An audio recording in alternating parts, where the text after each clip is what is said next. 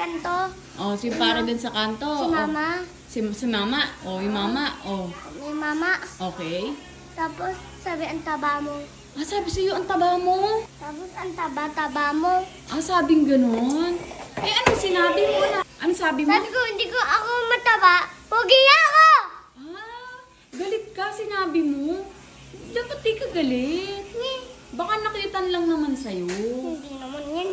Anong sabi sa'yo? Anong sabi sa'yo? Tapos anak ka ng Ang laki daw ng Tapos tsaka ko, tsaka yung isa. Tsaka sinabi, yung mukha mo. ah, sinabi sa'yo? Tsaka yung ibin ko.